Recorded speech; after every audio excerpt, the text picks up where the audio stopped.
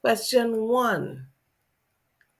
A group of students conducts an experiment to investigate the rate of reaction of enzyme X at different temperatures. So let's highlight that. So we know already that it's an enzyme investigation.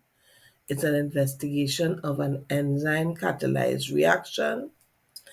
And we know that it has something to do with temperatures.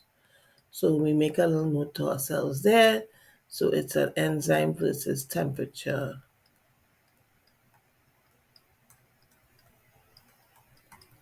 experiment, right? So now that we are clear about that, let's go on. Right, so we are presented with a table. And as I usually tell my students, when you are presented with a table, a graph, even so those little flowchart diagrams, make sure to really analyze what's in front of you. Make sure you're very clear as to what you're looking at. Even make little notes to yourself, write all over the paper. You can do that, right? You can write on the paper except this part here, where they say do not write in this area, right? So that you can make little notes to yourself and basically get your brain primed up to answer the questions, right? So the first thing we notice, the title of the table is saying rate of reaction of enzyme X at different temperatures. So this is important because it could be the raw data for this kind of experiment would have given things like time taken for reaction to complete and so on. So clearly that has already been calculated, right? So we know it's rate of reaction and we know it's already enzyme X, different temperatures, right? So on the temperature is on the leftmost column, so we know this is going to be our manipulated variable, right? And that is going to go on the x-axis if we have to draw a graph. This as well, rate of reaction, is on the right. Therefore, this would be your responding variable, right? Just for a little point of interest, manipulated variable is also known as your independent variable, and this would be your dependent variable, right? So this will go on the y-axis. And we see we have several temperatures. We notice that 0, 5, 15, 25, 30, 40, 50. So we notice from here we have 5-degree Celsius intervals. And we're noticing that from here we have 10-degree intervals, right? That's another little detail that you want to take note of, especially as you start looking for trends in the graph. Well, if we have to do a graph, we don't know yet. Then we notice here from zero degrees Celsius, we know this is our minimum. That's one of the things. When you get one of these, especially if you have numerical data in a table, it's a good starting point in terms of analyzing is look for your minimum, look for your maximum. Check to see if there appears to be a peak in that it goes up to a maximum, then goes back down, or if there's a steady increase across the board or a steady decrease across the board. Ask those kinds of questions at the initial stages, right? So we know, okay, we have a minimum here, we have a minimum here. These are the lowest numbers, 0 and 0. Can't get away from that, right? Can't go lower than that, at least in a school lab, right? Then we have an increase. We have increase, increase, increase, increase, all right? Then we have our maximum here, and then we have a sharp decrease here. All right, it's a sharp decrease. All right, so it's possible that this graph is going to have a little peak, right? Because we have minimum, max, and then it drops down. Okay, but it's going to be an um,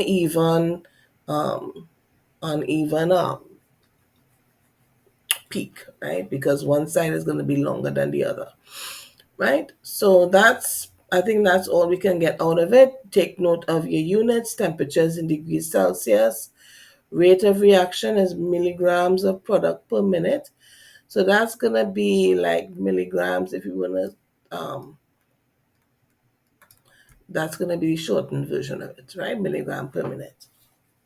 So let's go now to the questions. So first thing we have to do is plot a graph on this table, on this grid, sorry. Now, if you, as I've told, I'm zooming out so we can see the whole thing. Right. So in my day, in exam, all they do is give you a whole page of a graph page, an empty graph page, and say, right, run with that. See what you can do with that. Now you're given a specifically set grid. Now, if you are given a grid of a specific size, it does not take up the entire page. It's not like they just give you a graph page and say, fix up. Then, before, usually the rule is 75%, right? If they're giving you a specifically sized grid, use the whole thing as far as possible. All right? Because it means that they have taken into account how the scale, the appropriate scale for this graph, right? So make full use of it. I mean, you don't have to go completely 100%, but you can definitely make up the space, right? So that's what we're going to do now. Now, because of timing, I'm not going to go through the whole drawing of the graph, right? I'll just show you the finished product. And here we have the graph as drawn. Of course, I drew it. Right? We have the rate of reaction on the y-axis. We have temperature on the x-axis. Notice that I've used the entire space, right? And I still wrote my title on top, right? Graph showing change in enzyme activity with temperature, right? As whenever you're writing these um, titles, if you're really stuck as to what to write, you can just use the template of graph showing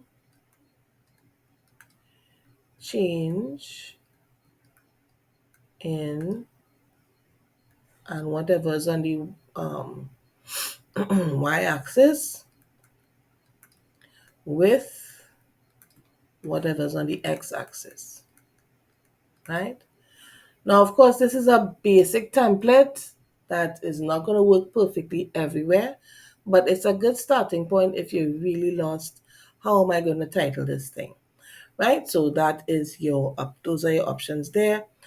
We notice that for the temperature, in fact, let me zoom in a little bit. Right, notice that for the temperature, I used a scale of 10 for every 2 centimeters, right? So 10, 20, 30, 40, 50. I couldn't really adjust it any further than that, but I definitely used up all the space, 0 to 25, for the y-axis. Because remember, our highest number was 25, so I was able to fit right up to 25. And this one was 5 units per 2 centimeters. All right. And then you draw a nice, smooth curve as best as you can. Make sure to go through all the lines.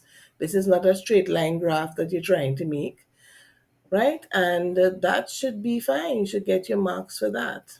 All right. So let's go back to our paper. As we can see, this is with 4 marks. How will those 4 marks be divided? Well, you'll have like format will be like 1 mark, and format will include things like your um, title, stuff like that. For example, if you use the correct points, um, where you place your axes. Well, no, that might be a separate one. But like your title, where you place your title and so on, that will be 1 mark. I mean, this is a suggested mark scheme based on having done this for a while, right? Again, it's up to CXC, but this is a general idea of how it could be marked. Then you could have your axes titles, because that's usually treated as something quite important, especially given that they've given you the grid. Um, they probably will, um, so use entire grid, so you're looking at about 90% and up, right? That will probably be a mark as well because they gave you the grid already set to the scale, to an appropriate scale. So they're going to be looking for you, looking to see if you make full use of it. Yeah, 1, 2, 3. That's, and of course accuracy, and you want to make sure it's an actual line graph, right? Is it a line graph you drew, or did you draw a bar graph, a bar chart? All right, notice that they didn't tell you what kind of graph to do. Now, for me, it's a given, right? Enzyme, especially enzyme investigations, the data you get from those kinds of experiments are most of the time going to be in a line graph. We get our 4 marks. So let's move on to the next part. So it's saying to use the graph plotted in A to identify the optimum temperature for enzyme X. So let's go back to my drawing to highlight how we're going to figure that out. Right, so as we can see here, already stated that the enzyme temperature, sorry, the optimum temperature for enzyme X is 30 degrees. How do we figure that out? Well, we note where the maximum rate is.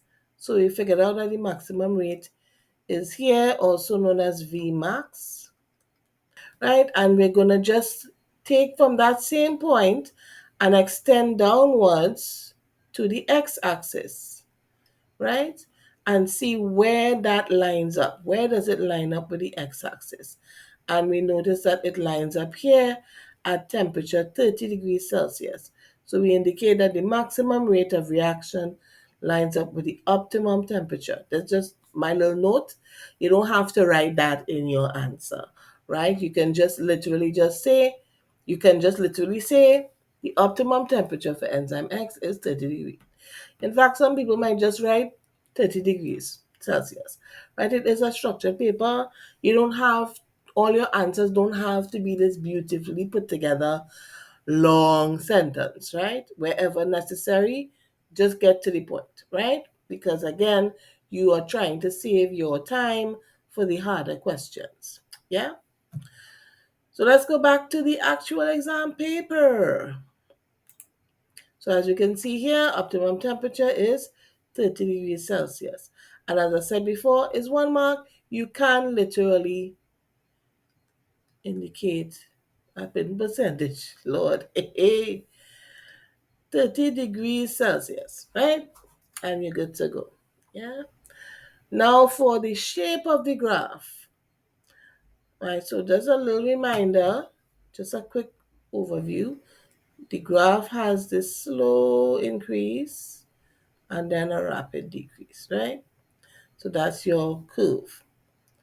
And we have 0, 30 is around here, and then about 50 is here. We get to 0 again, all right?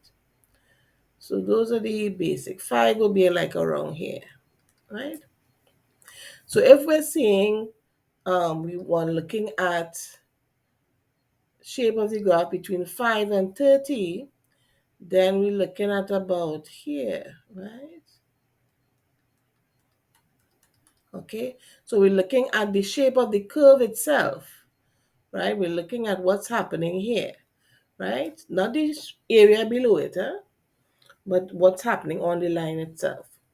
So as you can see here, it's 2 marks, so you just outline what you observe.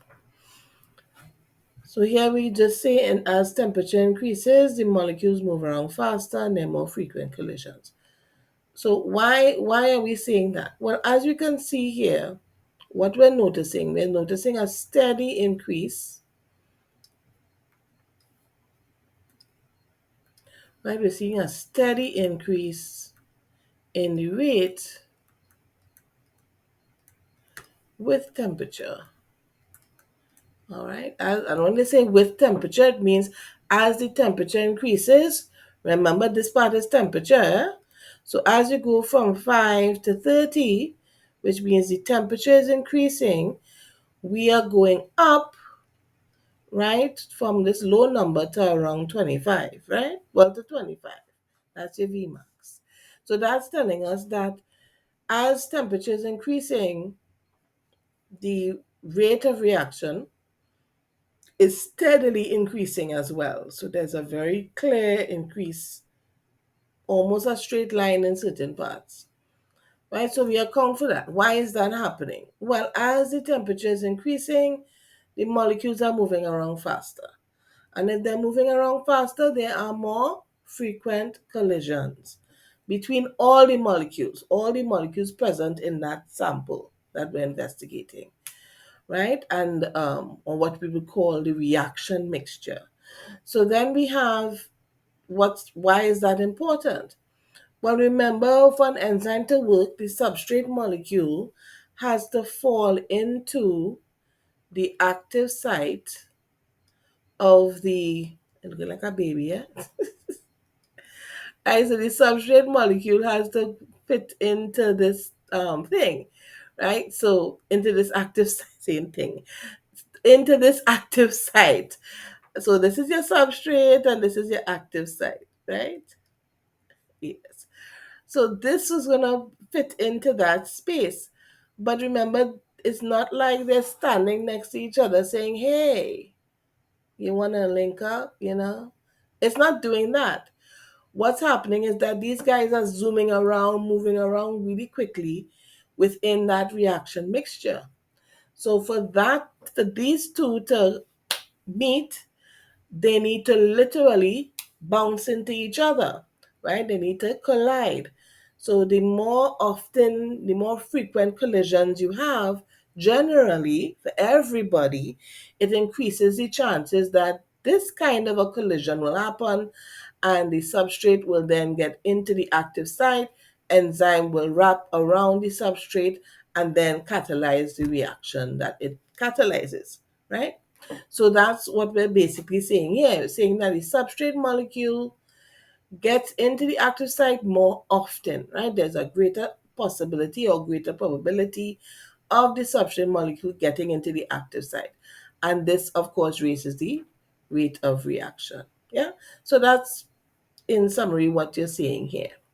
So let's go to the next part. Above 40 now. Now remember, above 40, just a little reminder again, you have your graph. So 40, if this is 30, then 40 is probably around here. And that's where you had the rapid drop to 0, right? You had a rapid drop to 0 from 40. So that means the enzyme is not working as it should. Something is happening to the enzyme that is not working properly, right? And it's losing its function rapidly, okay, with as the temperature increases.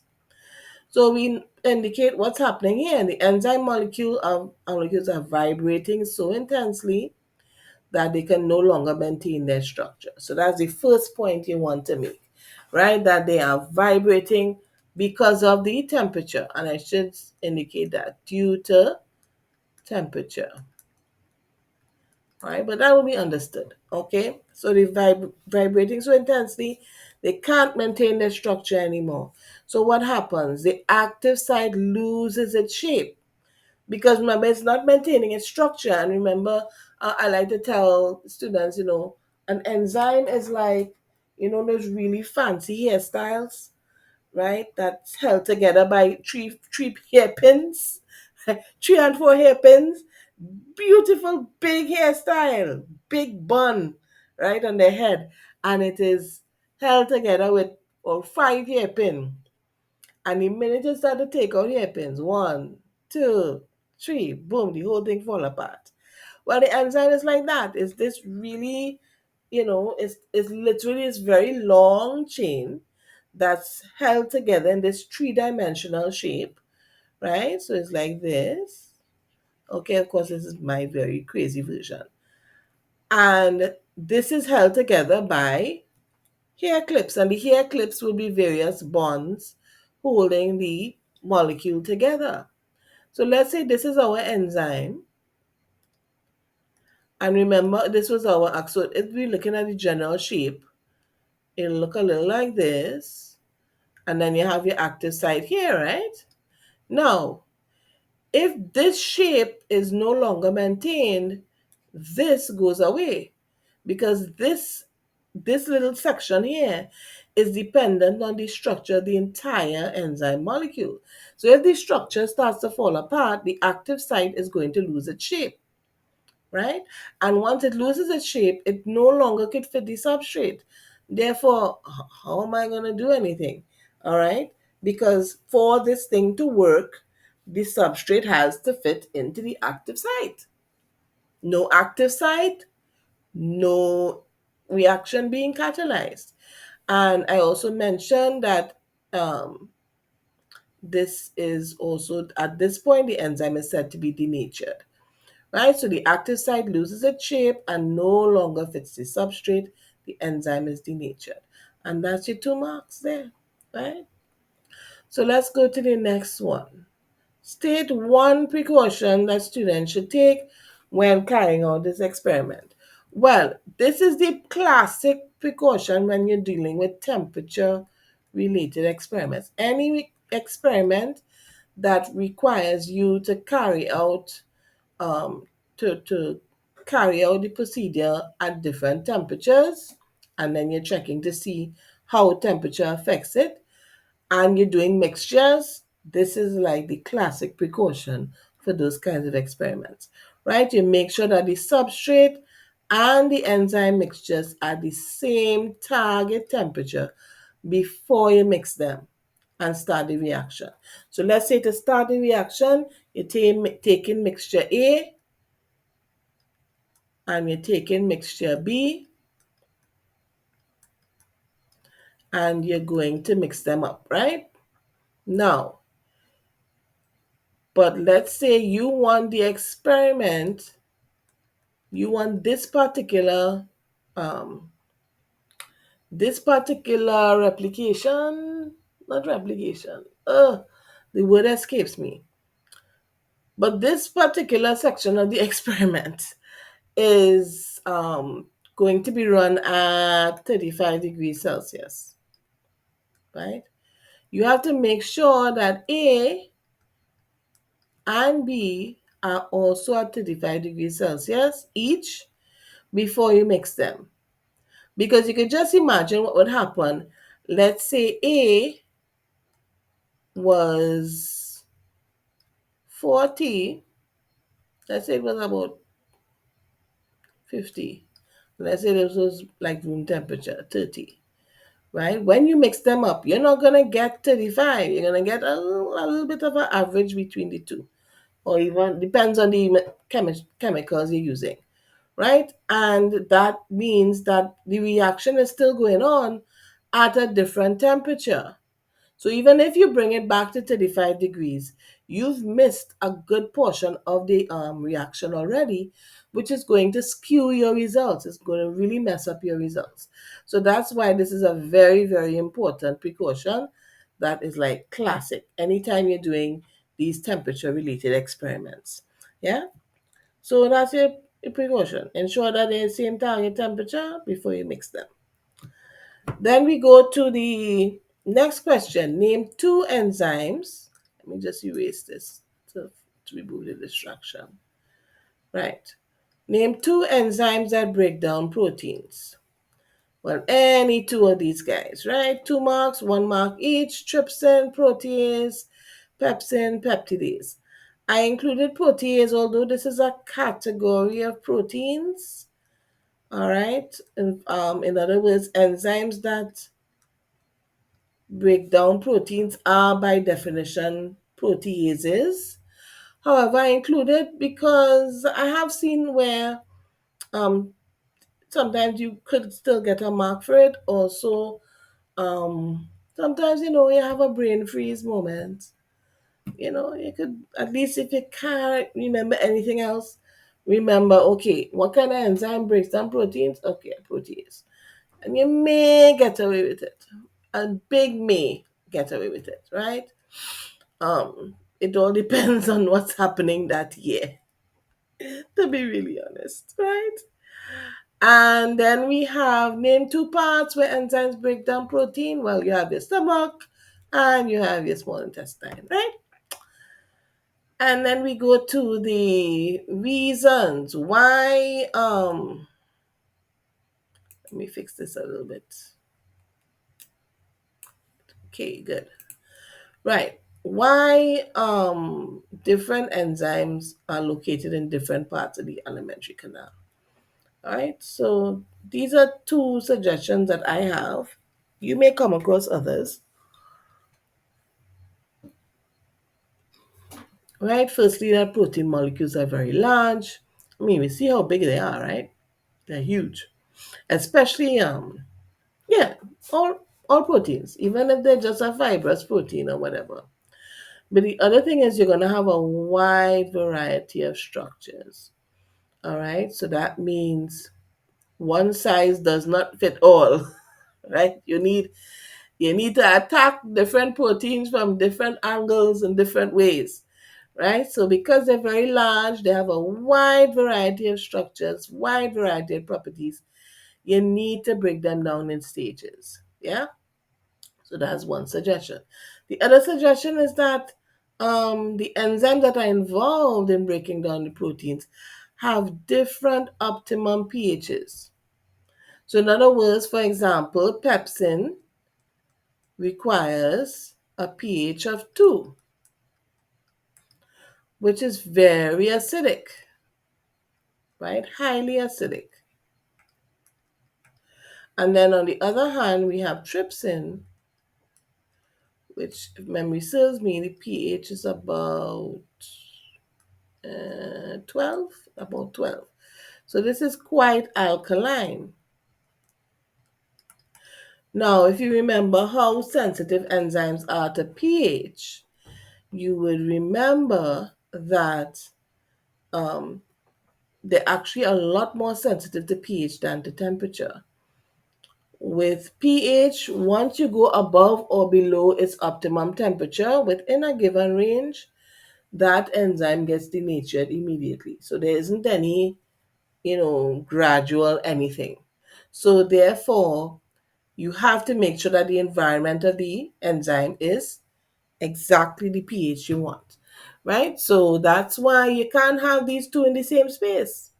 You can't have a very acidic environment and an alkaline environment at the same time. They neutralize each other. So what do? We have the pepsin in the stomach and we have the trypsin in the small intestine, right? Because of that. Okay? So there you go. So those are two reasons, suggested 2 reasons. Yeah? Then we go to part C, leguminous plants. Leguminous plants will be like lentil peas, pigeon peas, etc. Right? Leguminous plants, such as peanuts, are able to manufacture proteins with the help of nitrogen fixing bacteria that live in the nodules on their roots. That's important, right? Live in the nodules of their roots. So we're looking at some kind of symbiotic relationship going on there. So we have here that we have to identify the type of relationship between the plant and the bacteria We know it's symbiotic, but it's a special type of symbiotic relationship known as mutualism. Right? Remember the others? The others are commensalism and parasitism. Right? But the one that's of concern to us for these legumes and their bacteria is mutualism. So let's go on to the rest of the question. So you're going to explain the answer. So firstly, you define, as I've said a few times, when you see the term explain, explaining includes description slash definition slash statement, etc. slash list, you name it, right? Because it's what's called a higher order activity, right? So a higher order activity will include some of the lower order cognitive activities, right? In terms of using how you express and share knowledge, etc.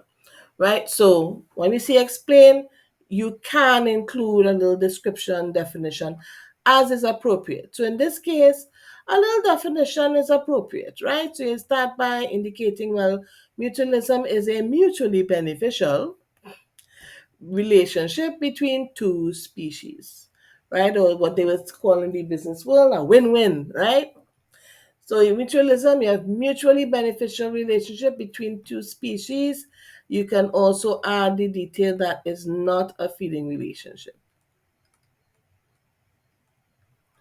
But it's kind of given, and if you're saying it's mutually beneficial, yeah, that means I'm not feeding on you, because if one is feeding on the other, somebody not benefiting, right? But just take note that symbiosis on a whole is defined as some kind of relationship between two species that's not a feeding relationship, right? So let's go.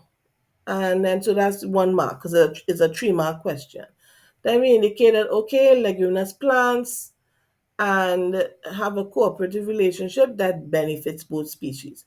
So you give the general definition for what mutualism is, and then you show how this particular situation fits into that definition, right? So we're saying that we have these two species, leguminous plants and bacteria, right? Yeah, these guys and this guy, and they have a cooperative relationship which is also mutually beneficial. How does each partner in this relationship benefit?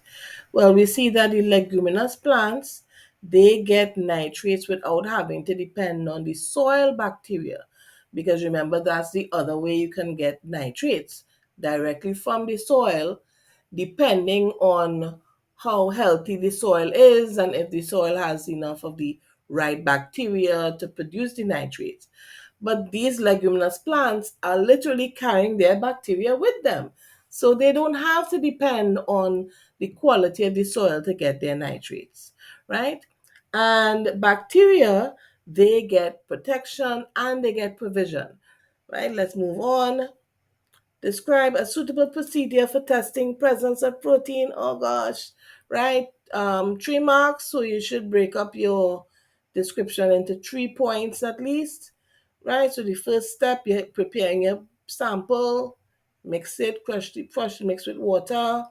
You're going to add, make sure to indicate your volumes, make sure you indicate what you're adding, and make sure you indicate what you're adding it to, right? So you're adding 2 cm cubed of the sample to a test tube, right? And then after you make sure to indicate your volumes, 1 cm cubed, dilute sodium hydroxide, okay? And then you're going to add 1 to 2 drops of copper sulfate, right? And then you observe, looking for a color change. Yes, you need to include the fact that you're observing as part of your answer. And that's your 3 marks, yeah? Then we have the last part of question 1. Yay! Two reasons why plants need protein. There are many reasons, but these can do. Sorry about the spelling error here. It's chlorophyll.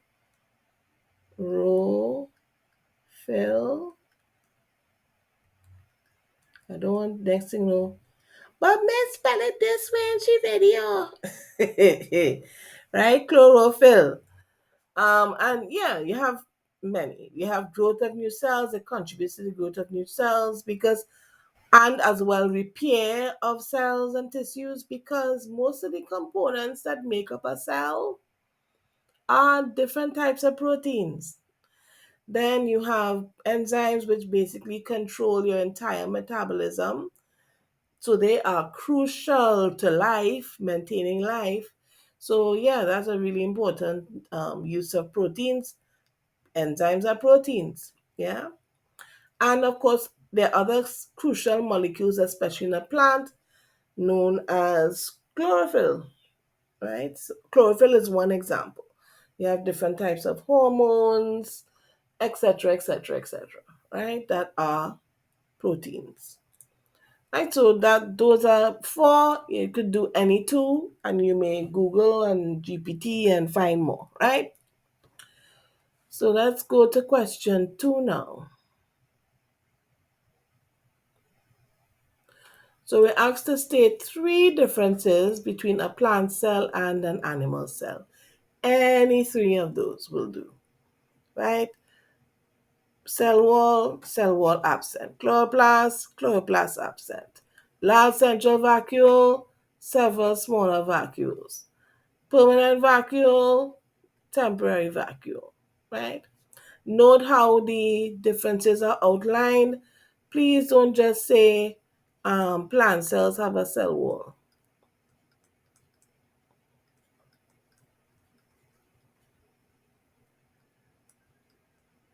Right? Make sure to always include both items that you're comparing because this is a comparison question. All right.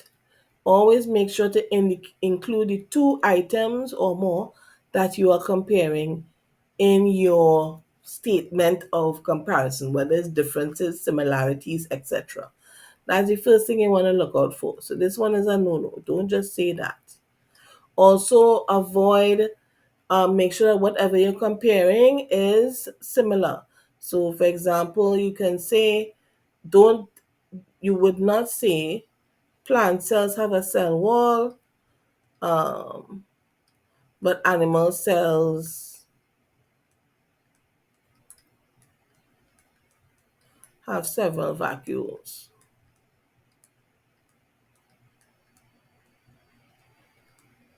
And you wouldn't say that because this and this is not the same, are not the same, right? They're two different features.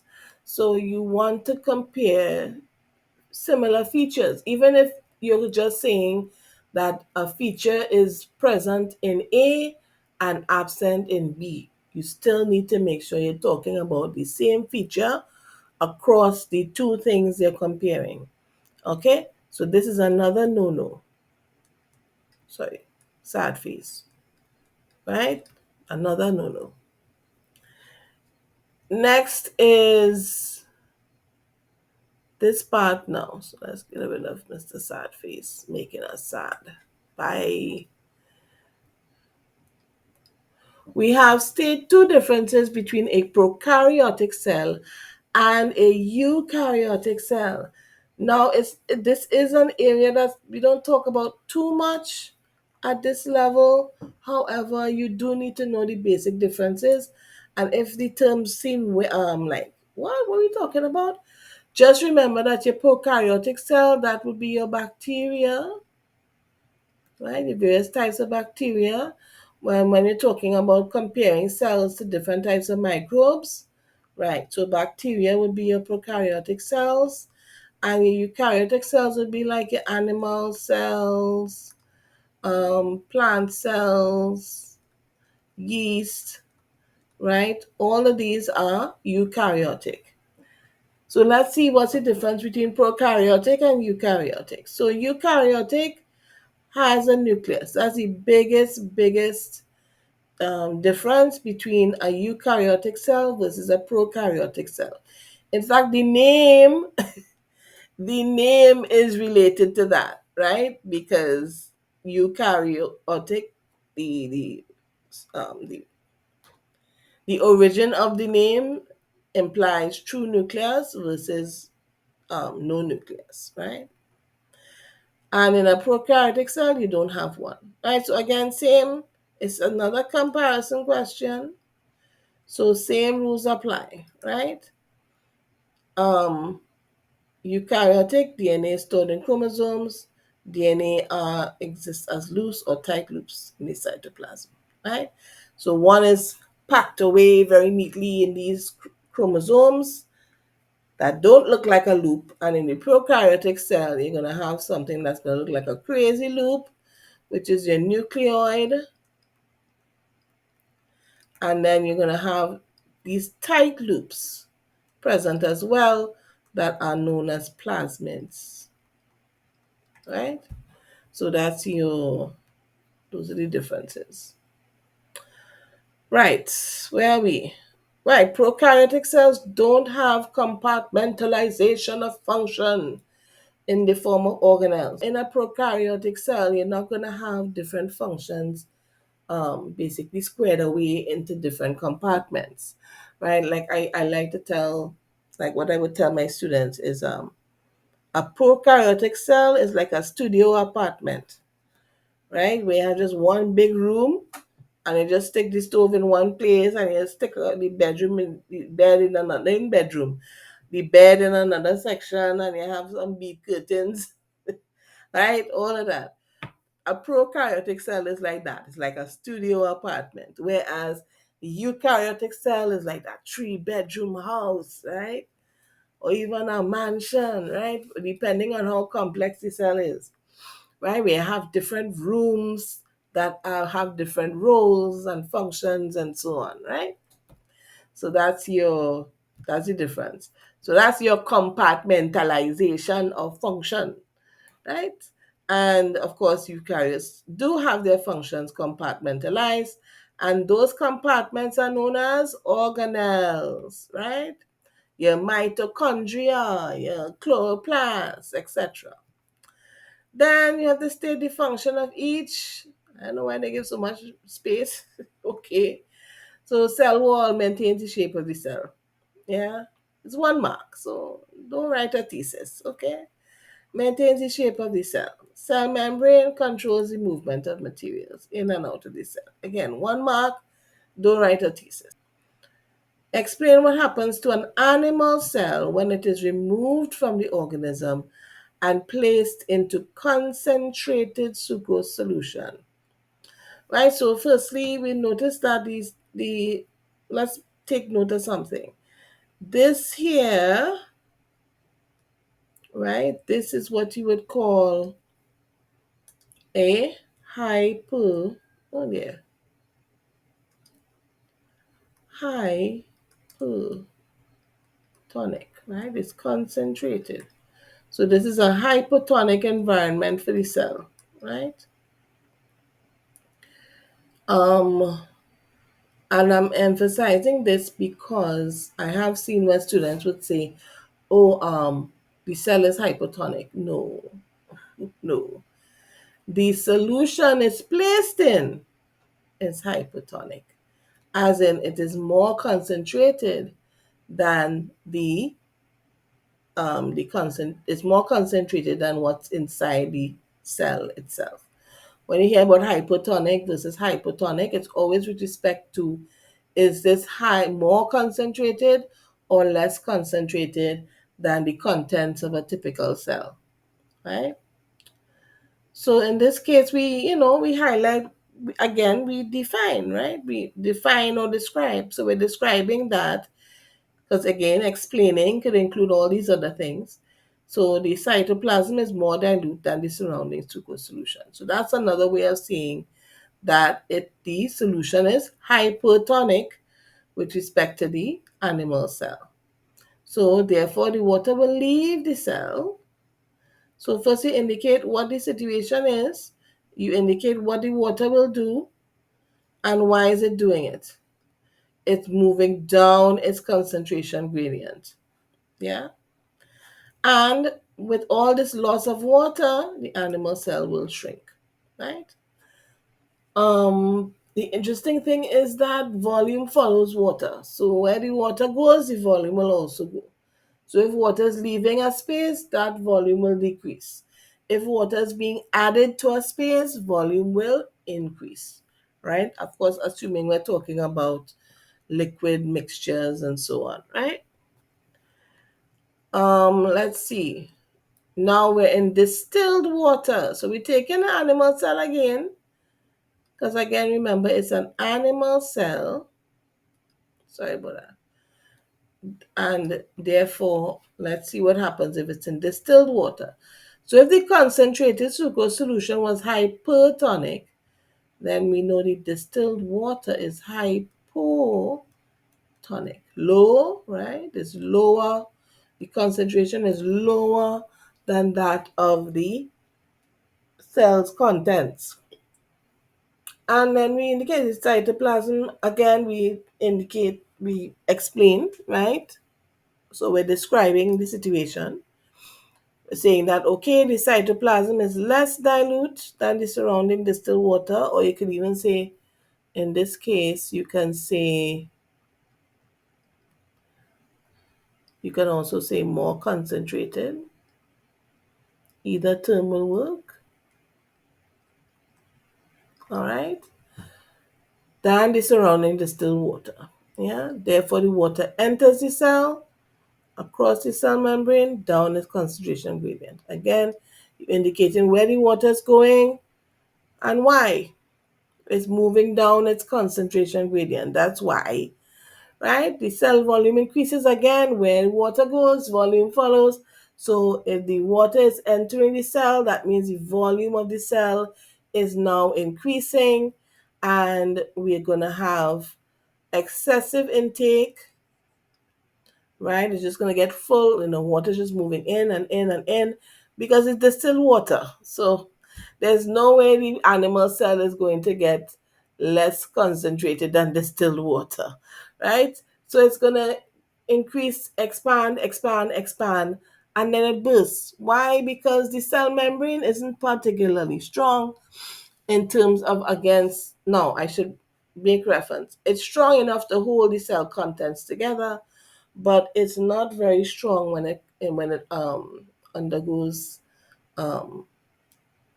this kind of pressure being put on it, right? So it's gonna burst, poof, right, like a balloon, poop, right? So that's your second mark. So first you indicate what happens, right, and then you indicate the effect. That's your 2 marks. Then we are asked. Let me just fix this here. We're now being asked to indicate what would happen in a plant cell with these similar situations. What would happen to a plant cell? So it's a kind of a comparison, because now you're going to compare what happens in a plant cell versus what we just said happens with the animal cell. So that's why you'll see I open with water will also leave the plant cell in this concentrated sucrose solution, this hypertonic solution, right? So water will also leave the plant cell, and like the animal cell, it's also going to shrink with the loss of water. However, this is where things are different, because now we know that, all right, the problem is that the cell wall, which the animal cell didn't have, the cell wall is a little rigid. It's quite rigid, so it's not going to be as able to shrink with the rest of the cell. All right, but the cell membrane can.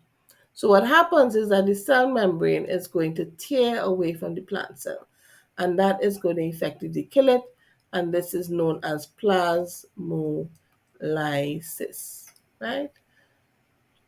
Okay. So you could even say that the cell membrane eventually tears away from the cell, plasmolizing it, which effectively kills the cell, right? Then we have, right. Then we have distilled water now. So again, we indicate water also enters the plant cell, and like the animal cell, it's also going to expand with the intake of water.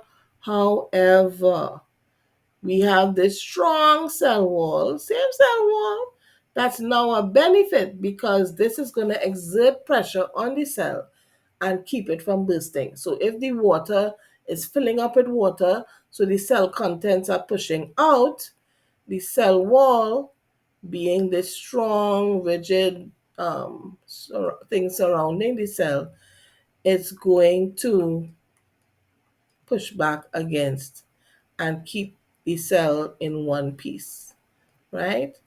So the right, so it's going to push back, right?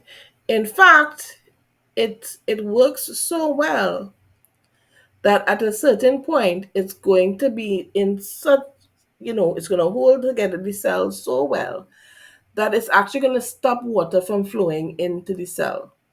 So now the pressure exerted by the cell wall actually stops water from flowing into it. All right. Now this is a 2-mark question, so you don't have to go into all those details.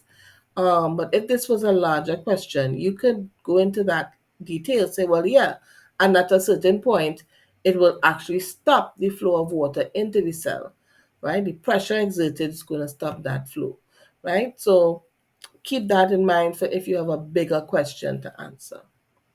Again, a lot of answering these questions is um, answer appropriately, right? That's why people be like, oh, why do a model answers book? They could just, chat GPT it or Bing it or Google it and they'll get the answer. Yeah, you'll type in and you'll get a paragraph. But you still have to extract that and then create an appropriate answer.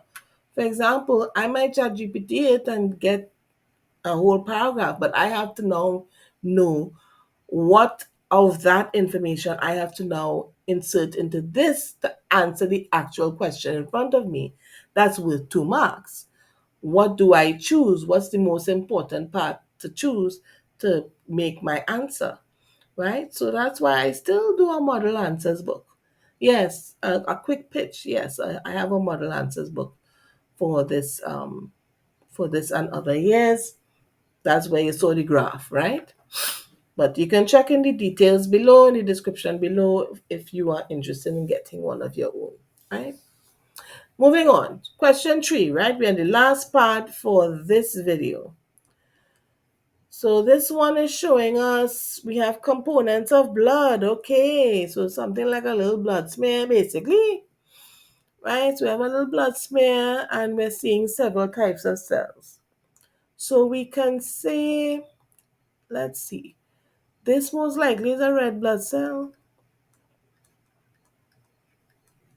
Yeah, because again, we're analyzing it. B will probably be a lymphocyte, right? Your white blood cell.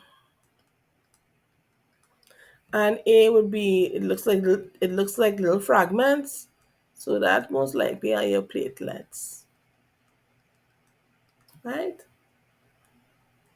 So how do we tell the difference between the red blood cell and the white blood cell? Well, notice that this one is, the red blood cell is actually, when you look at it on the side, it's going to look like this. So what you're actually seeing there is a face, um, frontal view, and this is basically almost like a shadow you're seeing. But notice how regular it is, and it's right smack dab in the middle of the cell. But it doesn't take over the entire cell. It's just that middle part that has this shadow, right? And notice it's actually shaded to make it look like a little shadow, right? The lymphocyte, however, notice that it is the nucleus basically, because that's the nucleus. The nucleus basically takes up almost the entire cell. And notice as well that it has a little more of an irregular shape, right? It doesn't have that perfect oval that we see with the red blood cell. So that tells us that, okay, this one is most likely that white blood cell, right? And we are looking at components of blood. And that's basically it, right? We named it already. A, platelet. B, white blood cell. C, red blood cell. So there we go. Then we have the component of blood responsible for clotting. Well, yay, platelet. Straightforward. Notice I didn't write over the whole thing. Just get to the point, right? Again, we are reserving our time for the harder questions. So we don't use more time than necessary. So we have here a flow chart and we have to complete it. And it's a flow chart describing blood clotting, right? So let's go through it. So the first part, clotting factors released from, and then we have the box. So that's where we have to add our answer. Plasma protein synthesized in liver, la la la, right? So we know that the clotting factors are released from platelets. That's where the clotting factors come from. So we write platelets. Then we'll see from here it goes down this way. So we can assume the clotting factors are going to basically interact with prothrombin, because that's what this symbol means. It means that these guys, the clotting factors, are going to interact with the prothrombin, and this process, so this here in interaction, so that interaction is going to produce thrombin. So essentially it's equivalent to something like this, where I could say prothrombin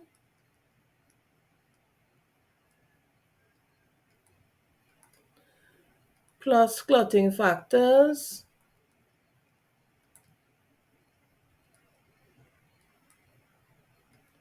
will produce thrombin. So that's like the word equation version of the flowchart, right? So now the thrombin now is going to interact here, right? So this is the thrombin and this is the interaction here, right? And it's going to interact with fibrinogen, and that reaction is going to produce fibrin, which are insoluble fibers. All right? So again, it's the same as saying fibrinogen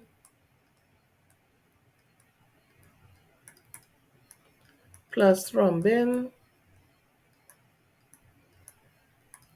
to produce fibrin, right? It's equivalent, not an exact equivalence, but basically you can think of it that way, right? And that's your those are your answers. Yeah. So let's go to, and this is 3 marks, so 1, 2, 3, D, E, F. And then we have a little genetics here. So we have a nice long paragraph. We have a nice big paragraph. So we have to take our time and go through that paragraph first. Sometimes persons may inherit a condition called hemophilia, in which the blood does not clot normally. Okay. The allele for blood clotting is located on the X chromosome. So already we can make a little note to ourselves. Well, if the allele is on the X chromosome only, because that means emphasize only, that means that this is a sex-linked disease. All right, genetic disease. And for those that may not be sure, when I say sex-linked, this is not an STI. It means that depending on your gender, you have a increased or decreased risk of inheriting this disease and showing symptoms. That's what we mean, right? So we have here, let me see, where are we? So we said that it's on the X chromosome. And then the question says, a female with normal, take note, blood clotting ability mates with a male with normal blood clotting ability to produce offspring. Complete the following genetics diagram to illustrate this information. So as we can see here, we start with the phenotypes, right? We have, which should be like normal times 2, right? Then we have parents' genotypes. Notice that they give you the genotype for the female, and notice that this female is heterozygous,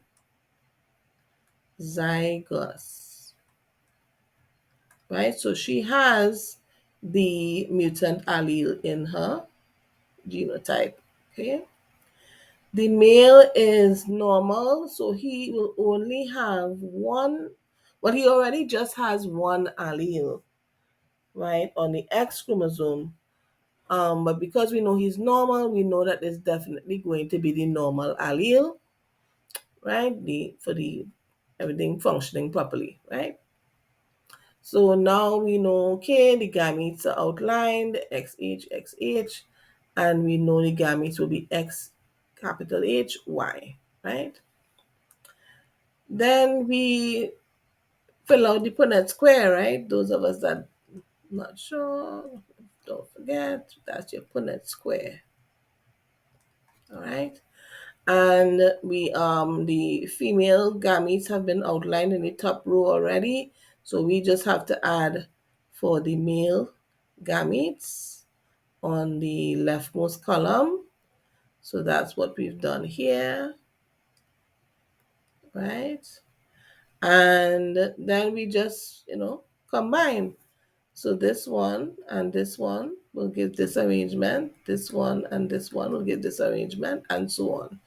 So we end up with X capital H, X capital H, X capital H, X common H, X capital H, Y, X common H, Y. All right, and we can already make the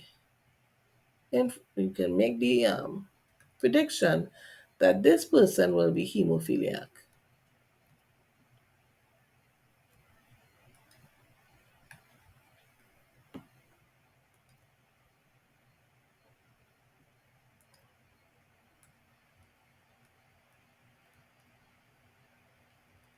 Right, hemophiliac. This one has the disease. Why? Because the male only carries one allele, and the one allele they're carrying is the mutant allele. Yeah. So next part is state the probability of a couple having a hemophiliac child. Well, probability is 1 in 4, right? Because we have 4 possibilities: 1, 2, 3, and 4. And one of the 4 is hemophiliac. So that's 1 in 4, 25%, right? Then what is the likely sex? Well, the likely sex will be male, right? And the sex chromosome, and we explain why. Yeah, give a reason. The sex chromosome has 3 marks, so your reason has to be with 2 marks. So your reason is 2 marks, stating the likely sex, that's 1 mark. So your reason has to be a little more extended. So the sex is male, and the sex chromosome holds 1 allele for the related characteristic. And since the allele that causes the disease is recessive, that means that if it's present in the male, there's no other allele to suppress it, right? So, whereas in a female, as we saw with this one up here, once the other normal allele is present, because the female genotype can carry both. So, sorry, could carry 2. So even if one is the recessive allele that causes the disease, Once the normal allele is present on the second chromosome, that will be the one expressed and the other one will be suppressed, right? So that is why you'll find that males are more likely to get the disease because once they have the allele, that's it. There's nothing else to try to, reduce the impact. Yeah.